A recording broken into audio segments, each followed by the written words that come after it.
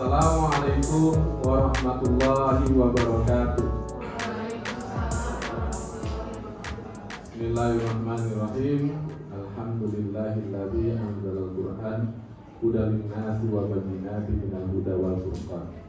Asyhadu an la ilaha illallah wahdahu la syarikalah wa asyhadu anna Muhammadan abduhu wa rasuluhu wa la nabiyya ba'da, amma ba'du. Yang kami hormati Bapak Kepala Sekolah SLB Negeri Pembina Aceh Tamiang, dan yang kami hormati segenap jajaran Dewan Guru yang mengikuti kegiatan acara diseminasi aksi nyata budaya positif yang mana nanti akan disampaikan oleh Bapak Triko. Assalamualaikum warahmatullahi wabarakatuh. Waalaikumsalam warahmatullahi wabarakatuh. Baiklah Bapak Ibu, puji syukur kita kehadiran Allah Subhanahu wa taala yang mana pada pagi menjelang siang ini kita diberi kesempatan untuk berkumpul di ruangan guru ini untuk menghadiri yang mana presentasi diseminasi aksi nyata oleh guru kita yang calon guru penggerak, yaitu Bapak Triko Prasetyo. Adapun yang dapat saya sampaikan mengenai hal ini, hendaknya nanti setelah Pak Triko mempresentasikan aksi nyatanya ini mengenai diseminasi budaya positif di sekolah, kemudian bisa kita terapkan di sekolah kita, baik ke guru-gurunya maupun ke siswa-siswa kita yang ada di sekolah SLB Negeri Pembina Aceh Tamiang ini. Untuk mempersingkat waktu, tidak banyak dari saya memulai mukadimahnya atau kata sambutannya.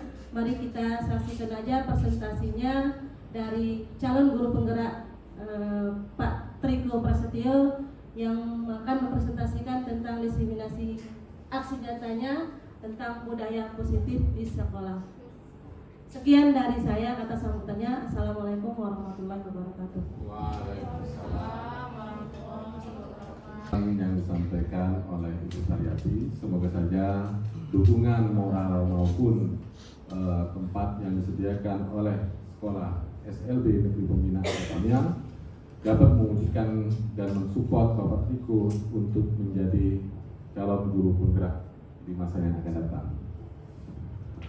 Untuk selanjutnya, mari kita saksikan diseminasi aksi nyata budaya positif yang mana akan disampaikan oleh Bapak Triko Prasetyo. Waktu dan tempat kami persilakan.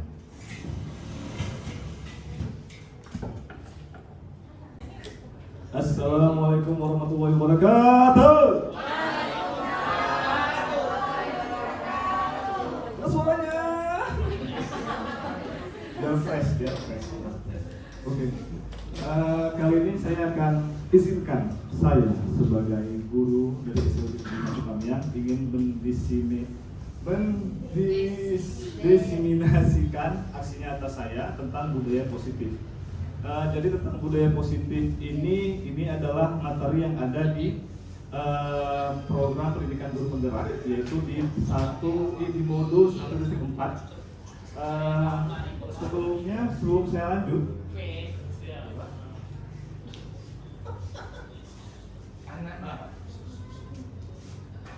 apa itu budaya positif? Sudah ada yang tahu budaya positif itu apa? Guru-guru hebat semuanya. Ayo, ada yang sudah mengenal atau meriset atau mengenal tentang budaya positif ini? Ada tanggapannya? Belum?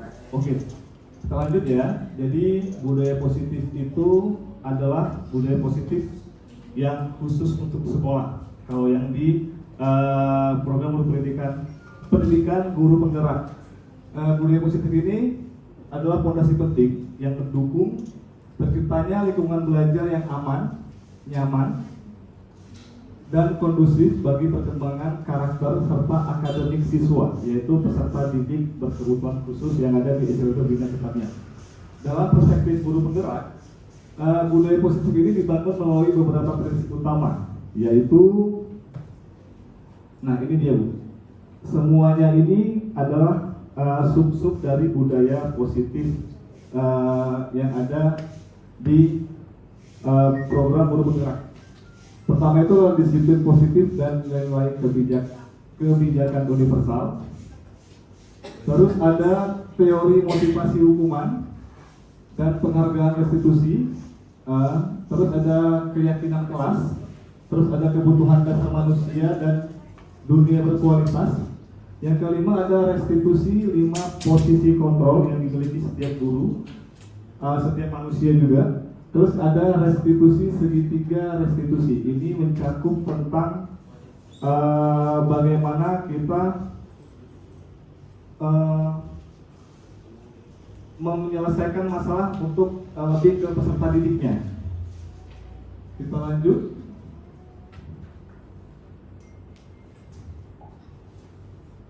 Nah, jadi perubahan paradigma ya. Di sini kita akan bermain kegiatan cobalah buka. Jadi setiap teman-teman, satu kakak, abang, ibu. Nah ini bisa apa sih namanya itu? Berhadapan ya Allah itu. Nah jadi di situ sudah ada kertas. Jadi sobeklah kertas itu untuk yang A. Yang A itu sebelah kiri dan yang B itu sebelah kanan. Ya. Jadi sobek, terus tuliskan benda atau sesuatu yang sangat berharga, mau itu barang-barang yang emas atau apapun itu. Terus letakkan di salah satu tangan Anda dan genggam benda atau sesuatu tersebut dengan segala daya. Buatlah sebuah kepalan. Jadi kertasnya itu dikepal ya, untuk yang A. Yang sebelah kiri yang A ya. Terus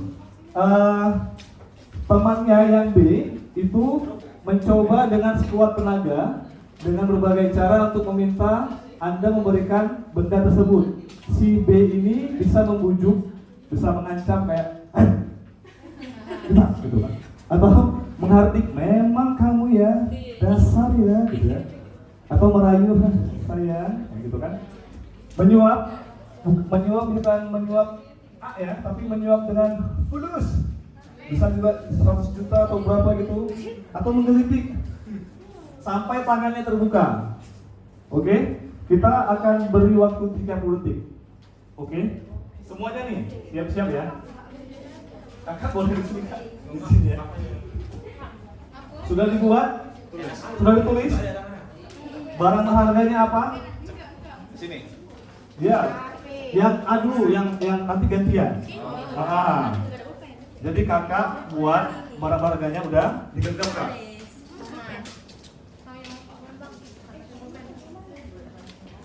Barang berharga bisa gigi palsu ya kan? Oh enggak. Masa sayang atau hati.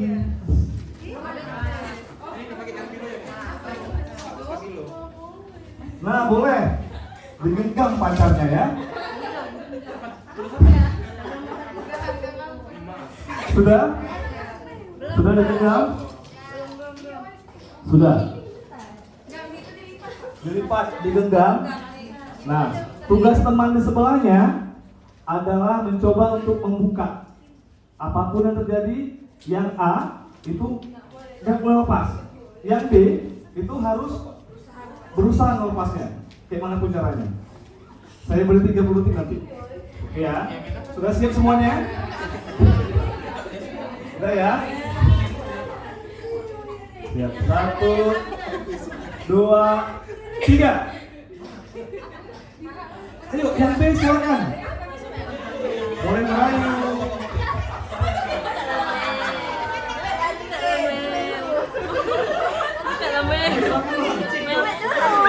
Boleh kasih. Boleh kasih gitu aja. Apa? Kasih gitu aja. Barang harga apa nih? Hah? Barang harga apa nih? Oke, sekarang gantian yang B. Sekarang gantian temannya. Oke, temannya tadi buat apa? Sekarang yang sebelahnya buat lagi nih. Nah, yang barang berharga. Boleh istri, boleh selingkuhan, boleh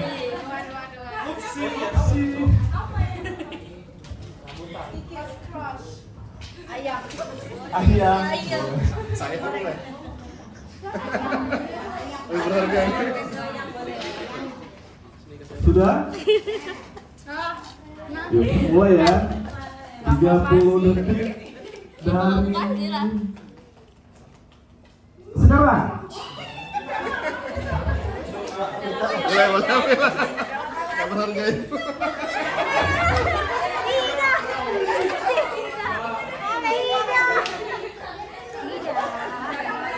Dah.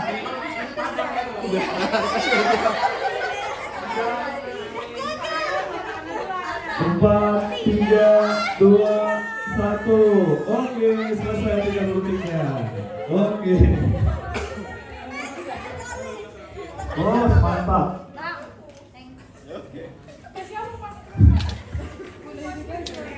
Itu apakah Anda atau teman Anda itu membuka kepalan tangannya? Ya, mengapa? Apa alasannya? Atau teman Anda membuka kepalan tangannya? Coba ada yang bisa jawab? Itu isinya dia hanya uang, Pak. Jadi dia memberikan saya uang dengan ikhlas. Dengan gitu. ikhlas. Iya. Oke, siap. Terus apakah ada yang menutup kepalan tangannya sampai nggak bisa dibuka? Ada, Pak. Nggak berhasil. Kenapa abang mengepal tangan abang sampai nggak bisa dibuka? Nah, suapannya kurang paten lah. Nggak pandai dong ada. Kita nasi padang. Oke. Jadi dalam kegiatan ini sesungguhnya siapa yang mengendali atau kontrol membuka atau menutup kepala tangannya? Ada yang tahu? Jadi siapa yang memegang kontrol untuk membuka atau menutup kepala tangannya yang tadi? Iya, benar. Jadi tentu kita sendiri yang memegang kontrol atas kepala tangan kita. Jadi apapun yang kita buat itu adalah tanggung jawab kita, resiko kita. Mau kita kasih, mau enggak, ya udah. Itu hak kita. Terus itu tergantung dengan kebutuhan dasar saat itu juga. Jadi misalkan nih abang udah punya uang yang banyak, ya kan? Misalkan abang udah punya uang 100 juta, terus abang dikasih uang 1 juta lagi, 100 juta untuk barang berharga abang, ya ngapain? Itu apa? Gitu. Terus abang udah ada HP iPhone 15 Pro Max misalkan. Terus abang mau dikasih 11 Pro Max, mau ditukar ngapain? Oke ya? Kita lanjut. Nah, jadi perubahan paradigma teori kontrol ini ada 4. Yang pertama itu adalah ilusi guru mengontrol murid. Yang kedua itu adalah ilusi bahwa kritik dan membuat orang merasa bersalah dapat menguatkan karakter. Bagaimana ya? Bisa membuat orang merasa bersalah, itu bisa menguatkan karakter. Terus di situ lagi ada bahwa ilusi bahwa semua penguatan positif, efektif dan bermanfaat. Nah itu kita lanjut. Bagaimana seseorang bisa berubah dari paradigma stimulus respon ke pendekatan teori kontrol. Jadi sebelum saya lanjut, dulu itu kita itu masih stimulus respon. Ada yang tahu stimulus respon? Dikatakan belajar jika orang itu dikasih stimulus terus ada responnya. Nah itu dikatakan belajar. Itu untuk paham teori, namanya teori behavior, benar. Tapi sekarang paradigmanya sudah berubah, lebih ke humanistik, yaitu setelah ada stimulus, respon. Nah, di respon itu orang bisa memilih mau memilih yang A atau yang B. Nah, itulah makanya paradigmanya bisa berubah. Jadi untuk kurikulum Merdeka ini kita nggak mengenal ke stimulus respon, tapi lebih ke teori kontrol. Itu Bapak Ibu. Nah, stimulus respon dulu adalah realitas atau kebutuhan kita sama, tapi setelah di paradigma perubahan ini lebih ke realitas kebutuhan kita itu berbeda. Jadi setiap kebutuhan orang itu beda-beda, nggak mungkin semuanya sama, gitu. Yang sama mungkin cuma makan, bernafas, ya kan? Terus semua orang melihat hal yang sama, Tapi di carry control setiap orang memiliki gambaran yang berbeda. Gitu. Kita lanjut. Nah, apa itu disiplin? Ada yang bisa raise hand? Disiplin. Belajar. Ada yang lain? Melakukan hal terus menerus. Oke. Ada yang lain? Patuh. Keren. Lagi? Tepat waktu. Pintar sekali. Itu udah lebih ke aktivitasnya. Jadi makna disiplin itu berasal dari bahasa Latin atau disiplin, yang berarti artinya belajar. Terima kasih Kak. Terus ini tuh dari murid-murid Socrates and Plato. Ini adalah filsafat dari Romawi kuno, ya kan? Jadi disiplin ini kalau bahasa Inggrisnya itu lebih ke disciples atau bisa diartikan dengan murid. Kalau kalian bisa bahasa Inggris itu kan disciples, sama ke disiplin. Tapi budaya kita makna disiplin itu berubah menjadi sesuatu yang dilakukan seseorang pada orang lain untuk mendapatkan kepatuhan. Kecenderungan umum adalah menghubungkan kata disiplin dengan ketidaknyamanan, bukan dengan apa yang kita hargai atau pencapaian suatu tujuan yang mulia.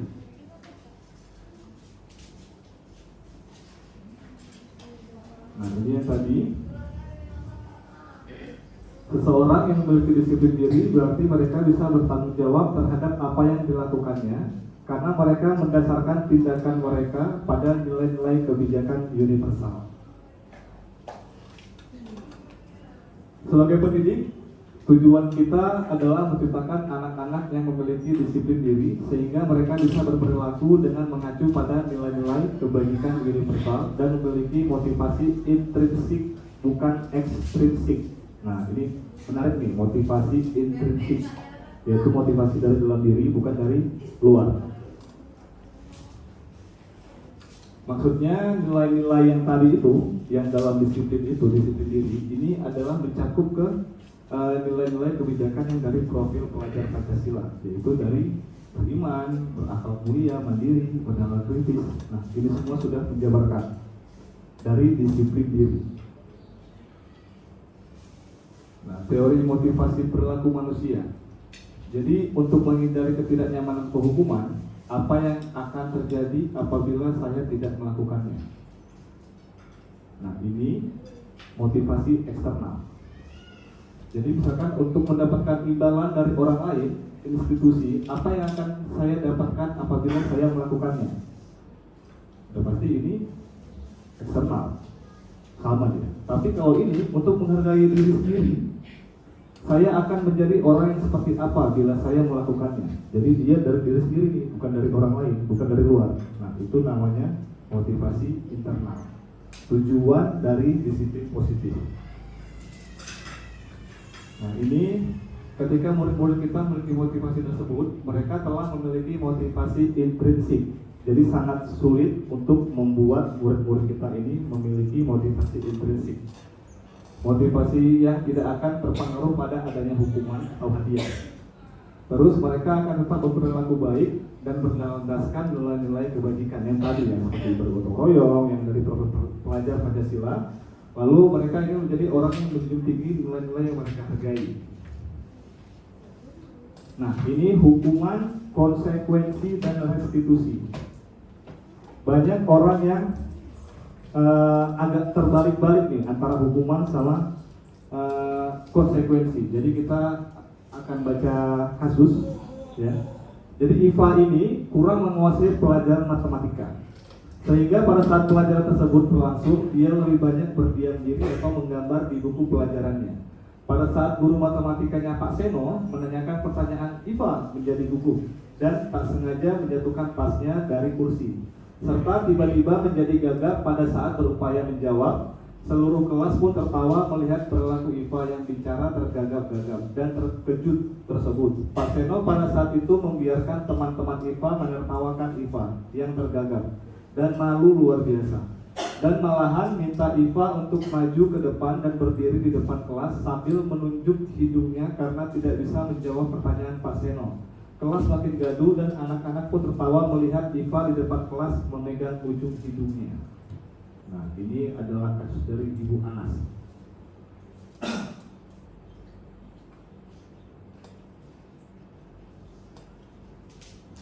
Ada soalnya. Apakah Anda setuju dengan tindakan Pak Seno terhadap Iva?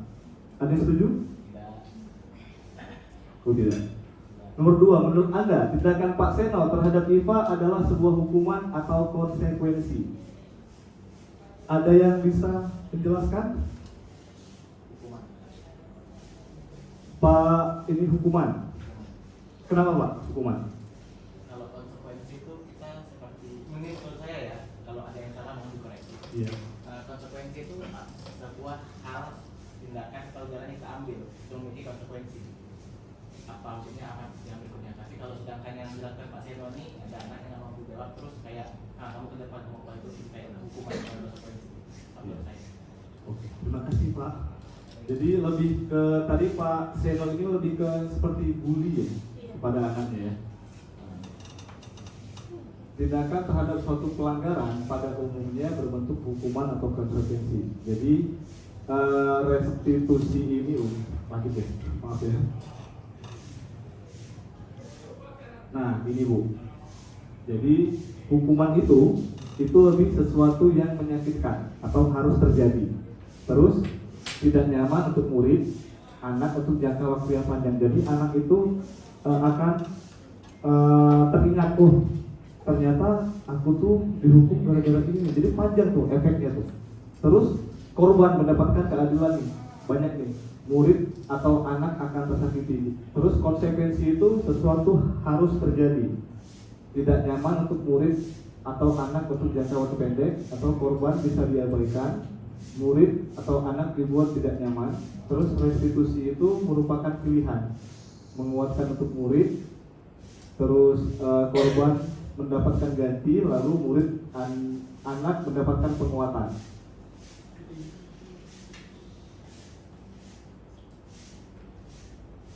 Nah ini Bu,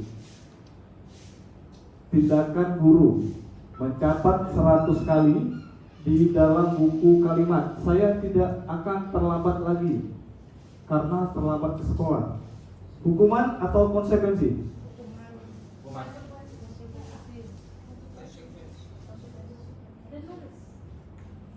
Hukuman. Hukuman. Lari mengelilingi lapangan basket 2 kali karena terlambat hadir di sekolah. Hukuman. Konsekuensi? Hukuman. Karena lari itu dia disuruh lari nih dari lapangan karena terlambat hadir ke sekolah. Kan nggak ada hubungannya nih, iya kan? Nah terus membersihkan coretan yang dibuatnya di meja tulis. Konsekuensi, karena diri dia sendiri, iya, perbuatan diri dia yang berakibat fatal gitu. Jadi dia dampaknya ke diri sendiri. Tapi kalau hukuman, dia itu lebih ke fisik, ya kan, lebih ke fisik. Terus menggantikan kertas tugas teman yang telah dicoret-coret.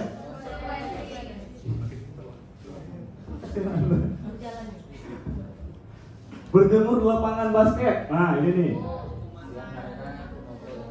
kadang-kadang mengobrol dengan teman. Hukuman, cakep. Murid diminta bertelanjang kaki. Waduh, sepanjang hari karena tidak menggunakan sepatu warna hitam sesuai peraturan sekolah. Nah, konsekuensi hukuman. Hukuman. Perlu fisik ya. Berdiri di depan kelas sambil mengangkat kaki satu karena tidak bisa menjawab pertanyaan. Hukuman. Membersihkan tumpahan air di meja tulis. Nih, gara-gara konsekuensi. Kehilangan 10 menit jam istirahat untuk mengerjakan tugas karena terlambat datang dan tertinggal pelajaran. Makin pintar ya. Iya. Nah ini Alfikon. Alfikon ini adalah salah satu penulis Jadi dia itu saat kita berulang kali menjanjikan hadiah kepada anak-anak agar berperilaku bertanggung jawab, atau kepada seorang murid agar mempelajari sesuatu yang baru, atau kepada seseorang karyawan agar melakukan pekerjaan yang berkualitas, kita sedang berasumsi mereka tidak dapat melakukannya atau mereka tidak akan memilih untuk melakukannya. Ini dihukum oleh penghargaan. Ini kata-kata dia nih. Ini keren. Jadi ternyata orang itu bisa dihukum oleh penghargaan. Contohnya gimana?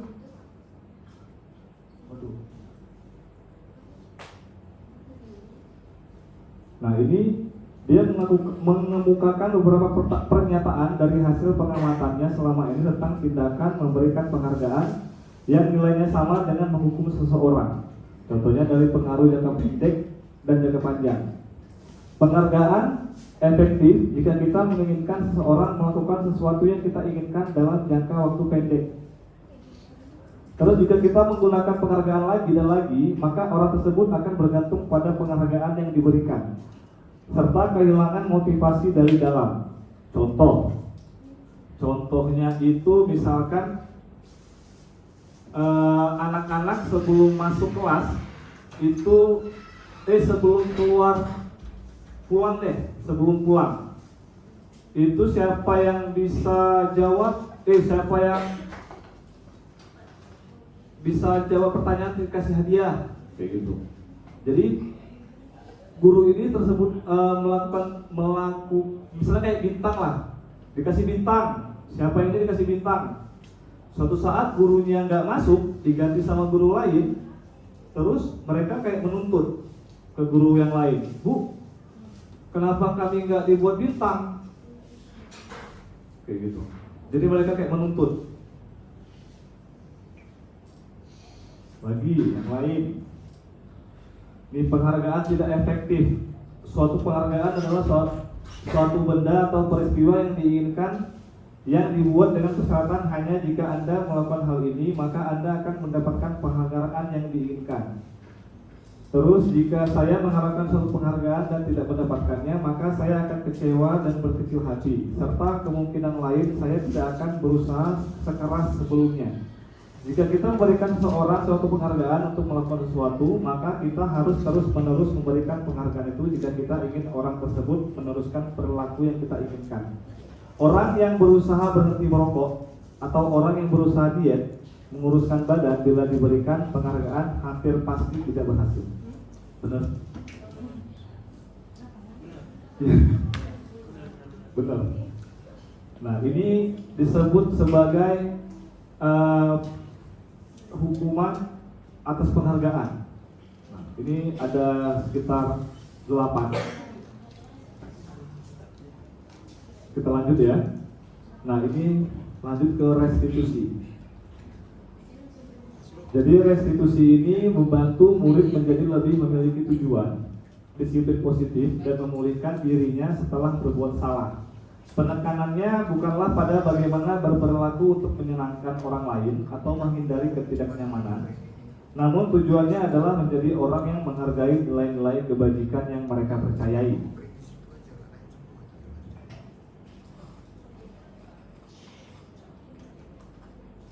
Nah, restitusi ini bukan untuk menebus kesalahan, namun untuk belajar dari kesalahan. Terus restitusi memperbaiki hubungan. Restitusi adalah tawaran, bukan paksaan. Restitusi menuntun untuk melihat ke dalam diri. Lalu ada restitusi mencari kebutuhan dasar yang berdasar tindakan. Restitusi fokus pada karakter, bukan tindakan. Restitusi fokus pada solusi. Lalu restitusi ini mengembalikan murid yang berbuat salah pada kelompoknya. Nah, ini keyakinan kelas. Keyakinan kelas. Mengapa tidak peraturan saja? Mengapa harus keyakinan kelas? Terus mengapa kita memiliki peraturan harus menggunakan helm bila mengendarai kendaraan roda 2? Nah, ini namanya adalah peraturan. Peraturan itu biasanya dibuat untuk dilanggar. Makanya peraturan itu dirubah jadi keyakinan. Keyakinan itu adalah antara kita dan dia. Tapi kalau peraturan memang benar-benar harus dipatuhi. Tapi kalau kita buat keyakinan, itu antara misalkan keyakinan kelas antara kita dan murid kita. Misalkan kita juga bisa buat keyakinan hubungan atau keyakinan pacaran, keyakinan suami istri. Jadi itu bukan peraturan namanya. Peraturan nggak boleh keluar malam, nggak boleh ngopi sampai jam 12 malam, misalkan. Kasih murid.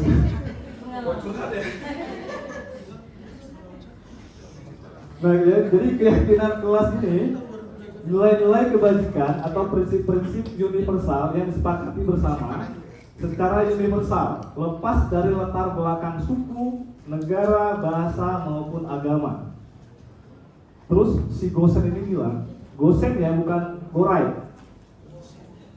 Gosen itu apa Buriskan? Mulai Buriskan? Pengantar makanan, Gosen.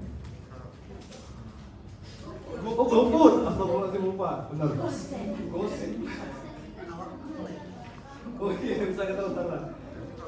Suatu keyakinan akan lebih memotivasi seseorang dari dalam.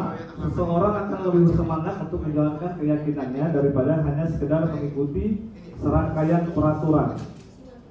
Keyakinan kelas ini bersifat abstrak daripada peraturan yang lebih rinci dan konkret. Keyakinan kelas berupa pernyataan yang universal. Terus keyakinan kelas ini senantiasa dibuat dalam bentuk positif.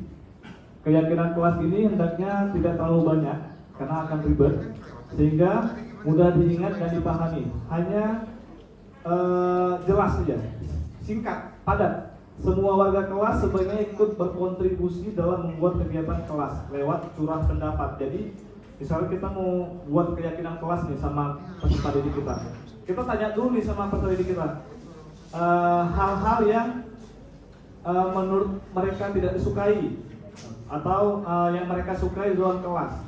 Jadi kita sudah misalkan kayak mereka harus kalau masuk ucapkan salam misalnya gitu. Kalau enggak kita nggak mau misalnya kayak gitu. Hal-hal yang singkat. Nah ini kembalikan barang ke tempatnya. Jadi nilai kebajikannya ini adalah tanggung jawab. Terus dilarang mengganggu orang lain. Ini menghormati orang lain. Ini dalam kelas. Terus hadir di sekolah 15 menit sebelum pembelajaran dimulai. Ada yang tahu nih apa? Iya, komitmen ya, disiplin benar. Hebat. Dilarang melakukan kekerasan. Iya, menghormati. Terus dilarang menggunakan narkoboy. Nah. Komitmen. Yes. Kesehatan. Bergantian atau menunggu giliran, nggak ngantri. Yes. Dilarang merokok. Gunakan masker. Berjalan di kelas. Gak lari-lari maksudnya. Selamatan. Kalau jatuh dia bahaya. Nah ini keyakinan kelas yang saya buat. Jadi selalu menjaga kebersihan walaupun kelas saya lumayan bersih. Disiplin dan tepat waktu walaupun anak saya luar biasa. Saling tolong menolong, alhamdulillah. Berbicara dengan sopan, alhamdulillah sekali. Ya Allah. Saling menghormati, ya alhamdulillah. Jadi ini adalah komitmen yang saya buat sama anak peserta didik saya. Jadi mereka sudah mulai menggunakan kata-kata yang sopan santun, kecuali kalau tidak ada guru. Sudah bisa saya bayangkan. Ya kita ice breaking dulu. Ya sampai ya. Ini ice breakingnya tentang kokologi. Ada kokologi? Kokologi ini adalah permainan saya masih SMA dulu. Tahun 2009. Itu masih SD ya? Ya Allah tua saya ya. Astagfirullahaladzim. Nah, oke, kita siapkan pulpen dan kertas. Aduh, apa ya? Tapi saya ada kata teringat lagi. Ada lagi ya?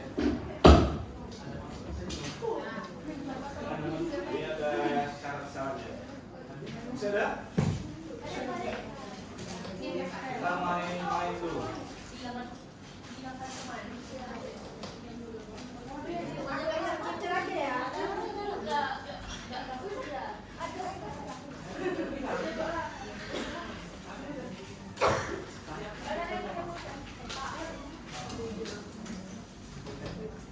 Ada pulpen, Pak? Ada nih, ada Pak. Iya. Sudah semua? Pertama, siapkan bolpen dan kertas. Waktu memilih nama, Anda harus memilih orang yang Anda kenal. Gak boleh yang gak kenal. Ya, permainannya kayak gitu. Harus yang kenal. Gak boleh kalau misalkan Jungkook. Kenalan. Siapa lagi namanya? Taehyung.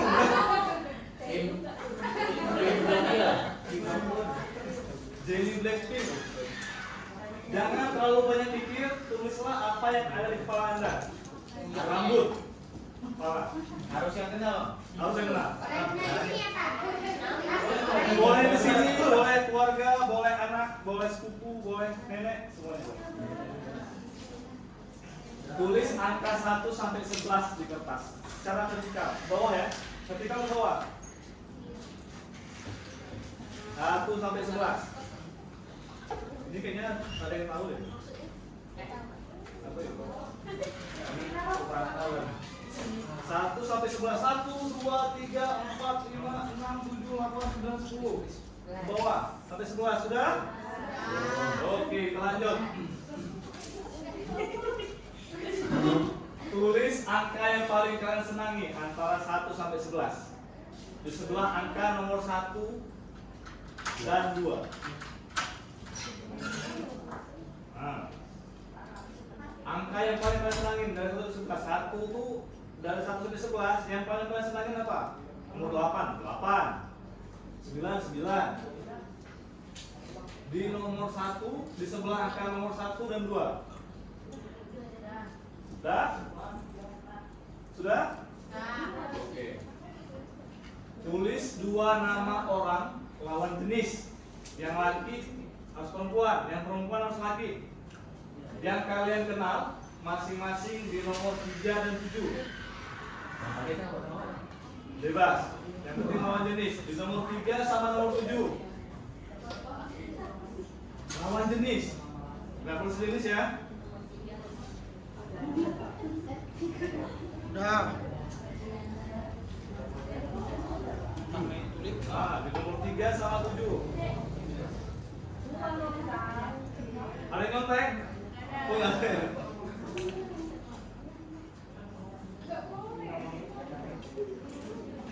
Nggak boleh beda dikit langsung. Iya. Jadi lebih.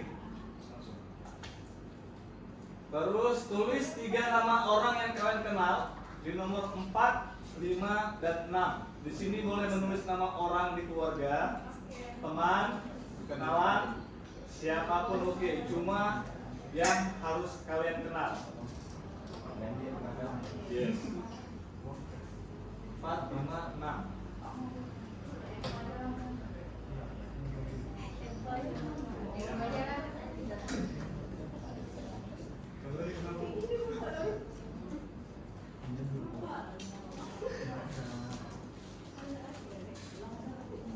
Udah. Muncul di kepala kalian langsung ya.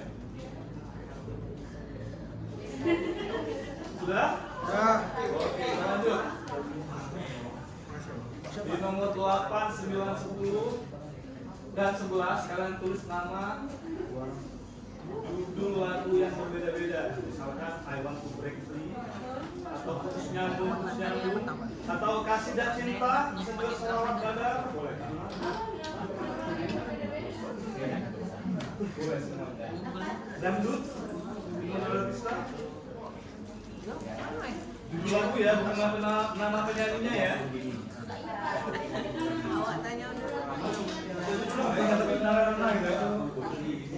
Misalkan lagu, oh mahal ini nih. Di nomor 8, 9, 10, 11. Udah Pancasila. Akhir. Udah nggak tahu ya Bu ya? Syamsa. Gurunya itu Beach House, Space House. Salah hati Dewa. Lagu Padi gitu. Lagu Dewa. Atau nggak boleh juga gua nanti 8, 9, 10 lagunya Mahalini gitu. Atau nggak lagunya Jenny Blackpink. Bang, tahu liriknya dari dulu ya? Tahu liriknya dari dulu. Boleh juga. Nomor 11 apa ya? Udah Pak, udah. Sudah? Udah. Yo. Terakhir tulis permohonan kalian.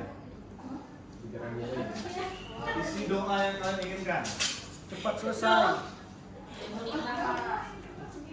Doa masing-masing, ada yang mau nikah, ada yang cuma PPG. Lulus PPG. Amin ya Allah. Subhanallah. Cepat buat skripsi. Amin. Sama aja dia. Ada yang mau nikah? Ada yang mobil? Ada yang rumah? Siapa yang nggak mau nikah, Pak? Tahun ini ya, si doa ini ya. Sore, tahun ini juga. Oh, jadi Mana yang bunyi tuh? ada sinyal ini. Iya. Satu merah mukanya. Satu merah mukanya. Nyambung ada. Pak Triko saya bikin siapa yang pesen tiket kupon jalan santai 5.000. 5.000 besok saya siapin Boleh. 5.000 rupiah per tiket. Pak, 2 ya. Oke, besok. Saya 10. Ini ada jawabannya. Oke, Mas 10. Guru, hebat. Jalan. Jawabannya Tadi tahu satu 5.000, 26 kan? Oh my god.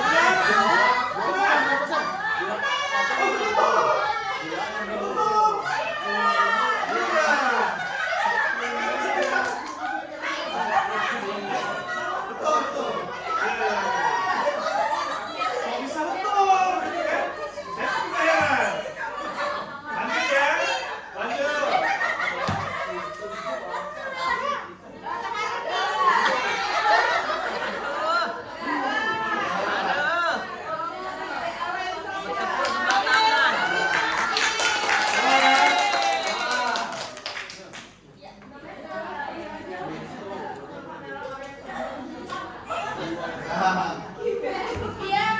Iya. Ada yang iya ada yang enggak?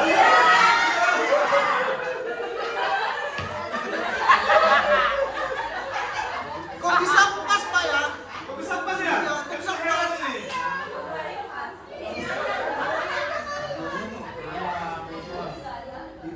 Betul kali Pak. Ih, betul itu.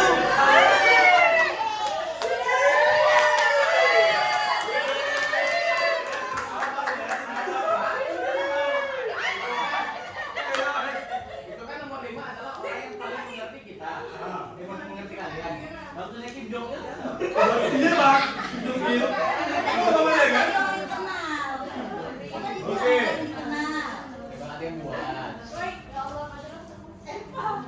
Emang ada yang buat. Mulai lihat ya. Oh iya betul tuh Pak. Sudah tuh. Lanjut ya. Mana dia Pak ya? Nenek dia. Ini bukan.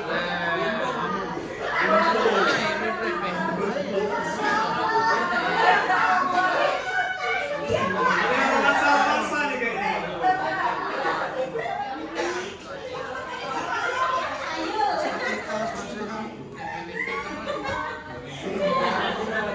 Siapa mendukung?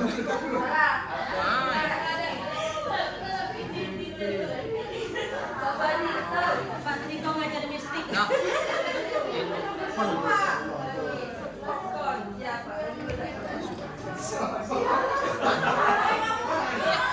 Ada yang tahu? Bisa ya? Kamu selalu insaf ya?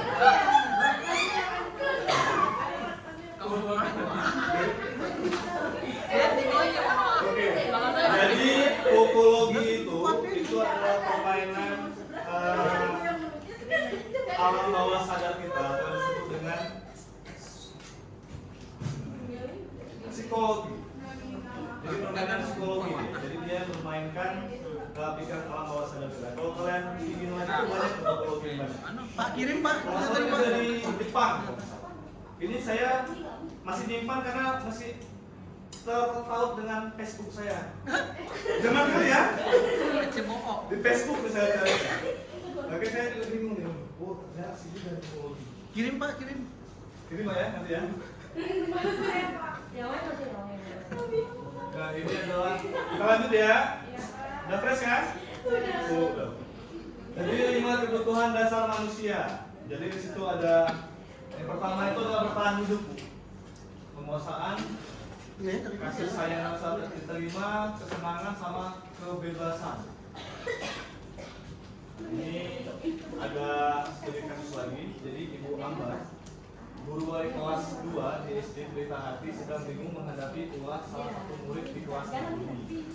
Beberapa anak di kelas 2A telah datang padanya untuk mengeluhkan Doni yang seringkali meminta bekal makan siang dengan paksa. Jika Anda menghadapi situasi seperti Ibu Ambar, apa yang akan Anda lakukan? Menurut Anda, kira-kira apa alasan Doni melakukan? Gitu. Baik Kak. Ibu, sering? PPK udah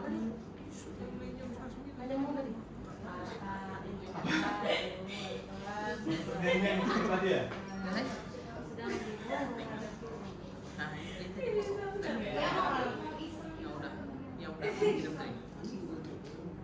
Bisa. Si Doni belum makan. Iya. Doni belum makan. Nggak ada yang makan. Oke.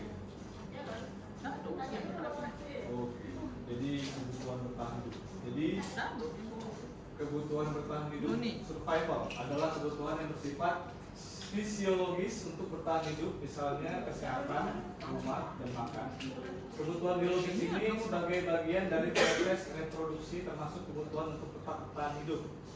Komponen psikologis pada kebutuhan ini meliputi kebutuhan akan perasaan aman, orang Doni di atas. Yang tadi, apabila jawaban Doni ketika ditanya oleh Ibu Ambar adalah karena dia lapar dan orang tuanya tidak membawakan bekal makan siang, maka kebutuhan dasar yang sedang berusaha dipenuhi oleh Doni adalah kebutuhan untuk bertahan hidup. Jadi soalnya itu nanti misalkan ditanya nih Doninya karena bekal makannya ibunya nggak buat bu, nggak bawa. Nah ini dia. Terus ada lagi kebutuhan diterima. Jadi kebutuhan ini dan 3 kebutuhan berikutnya adalah kebutuhan psikologis, kebutuhan untuk disayangi dan diterima meliputi kebutuhan akan hubungan dan koneksi sosial, kebutuhan untuk memberi dan menerima kasih sayang, dan kebutuhan untuk merasa menjadi bagian dari suatu kelompok.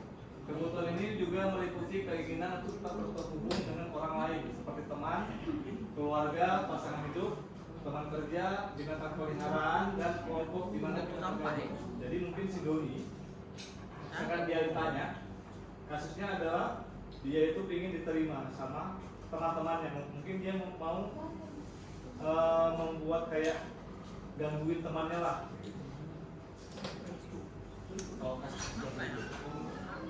Terus ada lagi kebutuhan pengakuan untuk kemampuan. Jadi di sini kekuatan untuk mencapai sesuatu menjadi kompeten, terampil, diakui atas prestasi dan keterampilan kita, didengarkan dan memiliki rasa harga diri. Kebutuhan ini meliputi keinginan untuk dianggap berharga, bisa membuat perbedaan, bisa membuat pencapaian, kompeten, dihormati. Ini meliputi self esteem dan keinginan untuk meninggalkan pengaruh. Mungkin dia mau mengaruhi kawan-kawannya pada saat itu.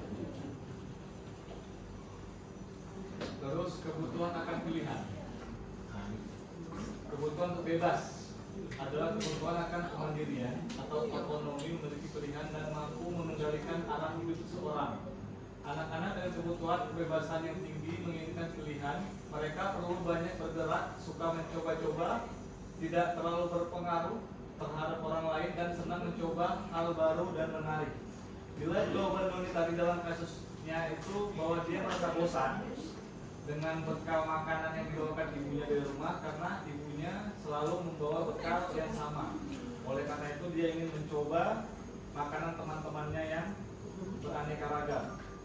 Jadi itu tergantung sama kondisi kebutuhan manusianya, gitu. Ya, kondisi kebutuhan pada si Doni.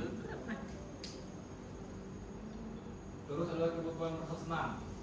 Ini juga kesenangan. Menghubungkan kebutuhan akan kesenangan dengan belajar. Semua hewan dengan tingkat intelijensi tinggi seperti anjing, lumba-lumba, primata dan lain-lain bermain. Saat mereka bermain, mereka mempelajari keterampilan hidup yang penting. Manusia juga tidak berbeda. Nah, 5 posisi kontrol guru. Nah, ini nih yang dulu nih. Kita sebagai guru harus punya 5 posisi kontrol. Yaitu yang pertama adalah sebagai penghukum. Jadi guru itu bisa jadi penghukum, bisa menggunakan hukuman fisik maupun verbal. Orang-orang yang menjalankan posisi penghukum senantiasa mengatakan bahwa sekolah memerlukan sistem atau alat yang dapat lebih menekan murid-murid lebih dalam lagi. Guru-guru yang menerapkan posisi penghukum akan berkata, patuhi aturan saya atau awas. Kamu selalu saja salah. Selalu, pasti, selalu yang terakhir selesai. Guru seperti ini senantiasa percaya hanya ada satu cara agar pembelajaran bisa berhasil, yaitu dengan cara dia sendiri. Jadi penghukum ini saya sudah melalui pada saat saya masih SD, SMP dan SMA. Jadi apapun itu pasti hukuman fisik yang saya terima. Walaupun cuma duduk di pagar, tapi langsung jewel. Ada pernah rasain? Gak pernah ya. Alhamdulillah kalian generasi milenial, generasi Z. Ya Allah, alhamdulillah. Terus guru itu bisa membuat menjadi merasa bersalah kepada muridnya. Jadi posisi ini biasanya guru akan bersuara lebih lembut. Membuat rasa bersalah akan menggunakan keheningan yang membuat orang lain merasa tidak nyaman atau rendah diri. Kata-kata yang keluar dengan lembut akan seperti ini sangat kecewa sekali. Nah itu ada yang sering berkata gitu gurunya. Berapa kali bapak harus memberi paham ya? Coba gimana coba kalau orang tua kamu tahu itu akan merasa kita bersalah, sedih, gak enakan. Saya pernah membuat gurunya yang merasa bersalah. Seperti itu. Nah, ini nih, guru pada posisi ini tidak akan menyakiti murid. Guru itu sebagai teman. Namun akan tetap berupaya mengontrol murid melalui persuasi. Jadi posisi teman itu pada guru bisa negatif ataupun positif, tergantung bagaimana kita menyesuaikan pada murid-murid kita. Hubungan baik yang terjalin antara guru dan murid, guru di posisi teman menggunakan hubungan baik dan humor untuk mengaruhi seseorang. Mereka akan berkata, ayo bantulah ini bapak. Ya, yuk anak, main masalah bapak. Karena ayo anak, kita kerjain lah. Nanti bapak kasih lah. Jadi kita bisa jadi friend. Jadi guru-guru di sini alhamdulillah saya pernah melihat, alhamdulillah semuanya nggak ada yang sebagai penghukum, teman. Itu hal negatifnya dari posisi teman adalah bila suatu saat guru tersebut tidak membantu, maka murid akan kecewa dan berkata, saya pikir bapak itu teman saya. Ada yang pernah kayak gitu ke gurunya? Nggak pernah ya? Murid merasa dikecewakan dan tidak mau lagi berusaha. Jadi ini mungkin timbul murid akan bertindak untuk guru-guru tertentu dan tidak untuk guru lainnya. Murid akan tergantung pada guru tersebut. Berikutnya, guru sebagai pemantau, jadi sebagai pengawas. Jadi guru itu bertanggung jawab untuk perilaku orang-orang yang kita awasi. Posisi pemantau berdasarkan pada peraturan dan konsekuensi. Dengan menggunakan sanksi atau konsekuensi, kita dapat memisahkan hubungan pribadi dengan murid. Sebagai seorang yang menjalankan posisi pemantau, pertanyaan yang diajukan seorang pemantau seperti peraturannya apa yang sudah kamu lakukan, atau nanti sanksi atau kritisnya apa kalau kamu melakukan hal ini. Seorang pemantau sangat mengandalkan perhitungan, catatan, data yang dapat digunakan sebagai bukti atas perilaku seseorang. Jadi posisi ini akan menggunakan stiker atau slip catatan, daftar cek. Posisi pemantau sendiri berawal dari teori stimulus respon yang menunjukkan tanggung jawab guru dalam mengontrol murid. Terus yang terakhir ada posisi manajer. Posisi ini adalah guru berbuat sesuatu bersama dengan murid, mempersilahkan murid mempertanggungjawabkan perilakunya, mendukung murid agar dapat menemukan solusi atas permasalahannya sendiri. Seorang manajer telah memiliki keterampilan di posisi teman maupun pemantau. Jadi bagi dia ini sudah ada mencakup dua yang lain. Gitu. Terus bila kita menginginkan murid kita menjadi manusia merdeka, mandiri dan bertanggung jawab, maka kita perlu mengacu pada institusi yang dapat menjadikan murid kita sebagai seorang manajer bagi dirinya sendiri. Di manajer, murid diajak untuk menganalisis kebutuhan dirinya maupun kebutuhan orang lain. Contoh kasusnya seperti ini.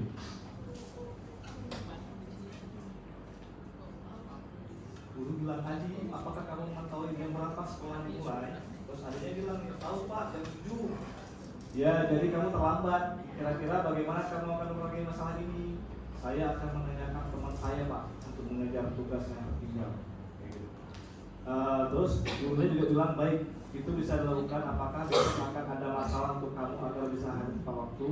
Ini adalah percakapan yang seperti manajer. Nah, jadi di program guru penggerak ini,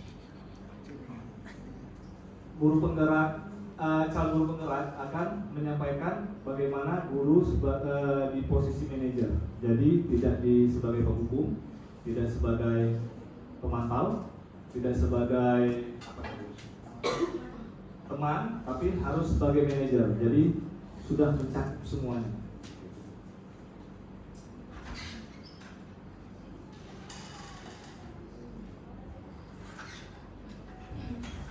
Terus ini ada segitiga restitusi.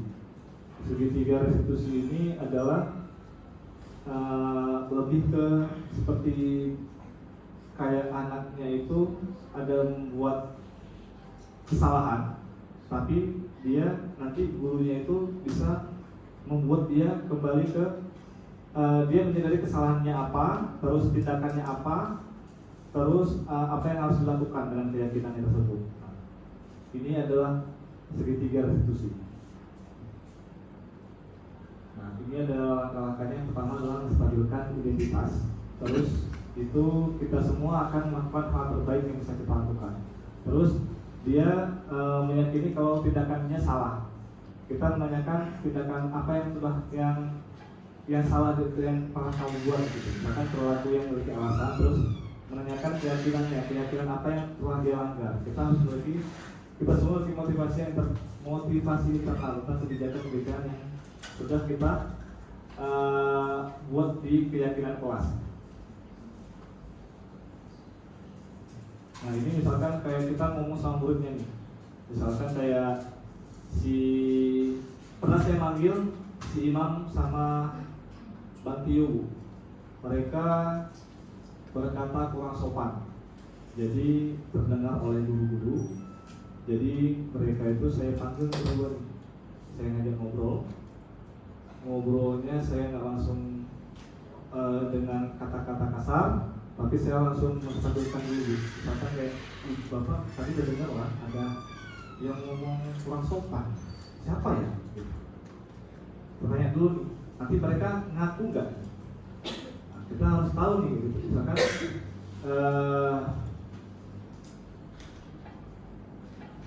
di sini tuh ada misalkan kalau kita ingin dia menjadi efektif, maka kita harus meyakinkan si anak dengan cara mengatakan kalimat-kalimat misalkan berbuat salah itu tidak apa-apa, terus tidak ada manusia yang sempurna.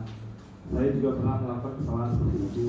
Nah, jadi saya terapkan Ibu. Tapi sebelum saya mengetahui segitiga restitusi ini, tapi saya sudah terapkan. Jadi saya ngomong kalau saya itu nggak apa-apa nak kita ngomong kasar. Gak apa-apa, tapi ada tempatnya, tidak di lingkungan sekolah. Memang kalau sesama teman itu kita memang saling ngomong yang hal-hal yang tidak baik, memang agak-agak jorok, memang seperti itu dengan teman, apalagi sahabat. Sudah seperti ngomong orang tuanya, terus kalimat-kalimat hewani-hewani, ya kan, banyak. Tapi kita harus tahu ruang lingkup yang ada pada saat kita ngomong itu. Nah itu saya ngomong gitu Bu. Terus yang kedua adalah validasi tindakan yang salah. Jadi di sini semua tindakan manusia baik atau buruk pasti memiliki maksud tujuan tertentu.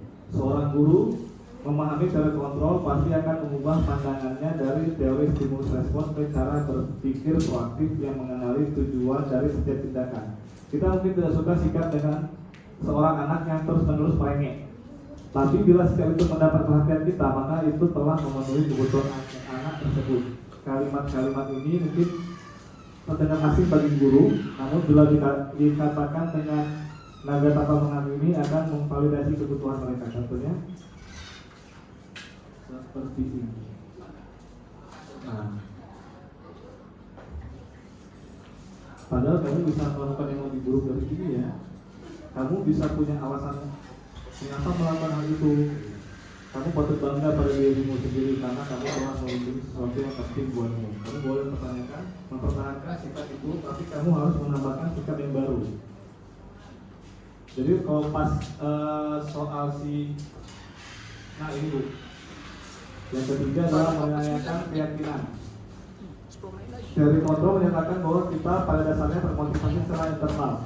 Ketika ide sukses, langkah pertama dan 3 lagu yang salah telah divalidasi, maka anak akan siap untuk dihubungkan dengan nilai-nilai yang dia percaya dan berpindah menjadi orang yang dia inginkan. Pertanyaan-pertanyaan di bawah ini menghubungkan keyakinan anak dengan keyakinan kelas atau keluarga. Apa yang kita percaya sebagai kelas atau keluarga? Apa nilai-nilai umum yang kita telah sepakati? Atau apa bayangan kita tentang kelas yang ideal? Nah, jadi pada saat kasus Imam itu Bu, dari segitiga restitusi ini saya ngomong kemarin dulu. Jadi untuk kedepannya Bang Imam, kalau pada saat mau ngelakuin hal-hal seperti itu, apa yang harus Bang lakukan? Dia langsung bilang Bu, saya gak akan buat lagi Pak di lingkungan sekolah.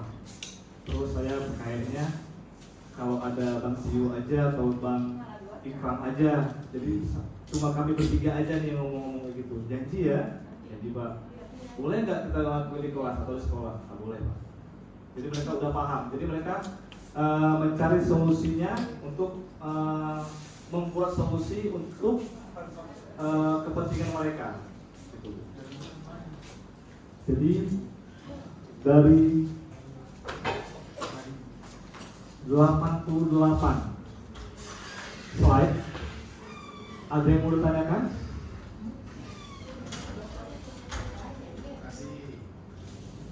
Atau mau nanya kokologi lagi? Kayaknya seru ya, karena psikologi gitu ya. Ya Pak, lagi Pak, lagi. Nanti deh saya minggu depan deh saya cari lagi bahannya. Soalnya dulu ada bukunya Pak I. Sudah?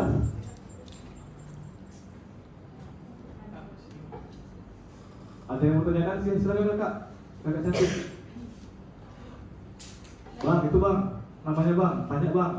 Pelan-pelan aja nanti. Baik Pak, saya bertanya, bagaimana cara kita sebagai guru yang mengajar di SLB ini melakukan motivasi terhadap anak-anak luar biasa sehingga mendapat motivasi introduksi tadi? Nah, mungkin kan Kak, kalau di SLB ini ya, memang sebenarnya kan Kak, materi ini dikhususkan ke umum. Tapi bagaimana cara kita menyesuaikannya ke SLB itu tergantung dari gurunya, situasi kondisi dan kondisi anaknya. Terus terang untuk segitiga restitusi ini itu anaknya itu nggak bisa seluruh anak kita pakai segitiga restitusi ini, karena ada anak autis nih, mereka nggak paham, nggak bisa komunikasi. Atau anak tunarungu yang memiliki hambatan dengan bahasanya atau penguasaan bahasanya, jadi agak repot memang kan. Mungkin butuh waktu lama, tapi untuk anak-anak yang seperti tunanetra kita bisa memberikan pemahaman yang berkesinambungan. Itu aja Pak, oleh Zuri. Maaf Pak, saya bertanya mengenai motivasi intrinsik, bukan mengenai subjektif. Iya, maksudnya motivasi intrinsik itu kan motivasi yang dari dalam diri kan. Nah, jadi kalau kita memberikan stimulus respon itu, memang ribet Kak. Tapi kita mungkin bisa membuat apa ya, kayak keyakinan kelas aja deh yang sederhana. Misalkan kayak masuk kelas bilang assalamualaikum, bilang salam, ucapkan salam.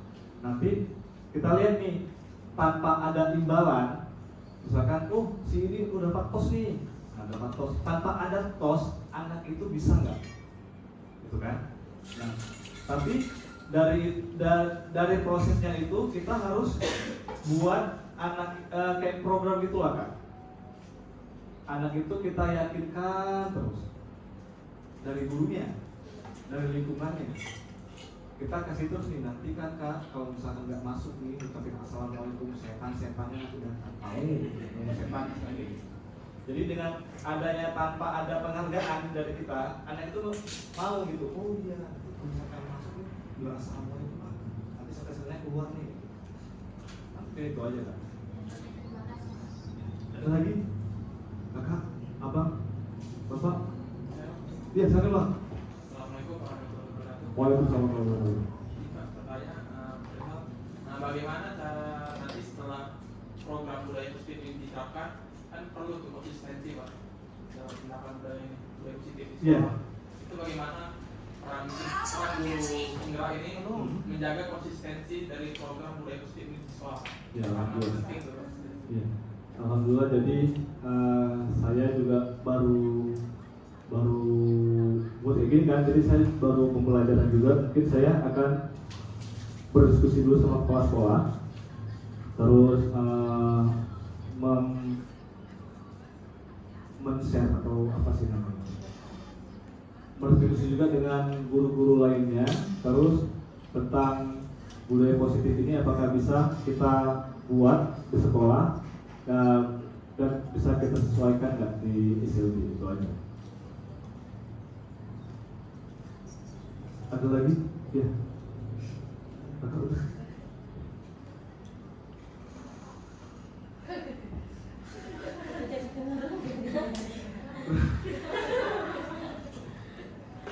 Udah? Oke. Demikian mungkin hanya ini diseminasi saya tentang aksi nyata tentang budaya positif yang ada dari program guru penggerak. Mungkin ada kata-kata saya yang kurang berkenan, saya mohon maaf. Ada yang mungkin ada menyinggung perasaan kalian, saya mohon maaf ya. Dimaafkan ya. Semoga ilmu saya ini semoga ilmu dari diseminasi aksi nyata ini bisa membuat kalian lebih terbuka lagi pikirannya. Saya doakan semoga dari materi ini kalian bisa mendapatkan ilmu lebih lagi. Amin. Amin. Terima kasih. Assalamualaikum warahmatullahi wabarakatuh. Ya, tadi acara diseminasi tentang budaya positif yang telah dipaparkan oleh Bapak Rito Prasetyo. Semoga saja bisa bermanfaat untuk kita semua dan untuk SLB kedepannya bisa lebih maju lagi. Amin ya Rabbal Alamin. Bagaimana kita bisa menerapkan budaya positif itu dikembalikan kepada kita masing-masing. Bagaimana kita bisa melakukan perubahan itu ada pada diri kita. Perubahan itu tidak ada pada tangan orang lain, tetapi pada diri kita masing-masing. Semoga saja kita dapat melakukan sebuah perubahan yang lebih baik dan lebih positif. Kurang lebihnya saya sebagai moderator mohon maaf apabila ada kekhilafan atau tutur kata saya yang kurang berkenan di hati Bapak Ibu sekalian. Saya mohon maaf yang sebesar-besarnya. Wabillahi taufiq wal hidayah. Wassalamualaikum warahmatullahi wabarakatuh. Waalaikumsalam warahmatullahi wabarakatuh.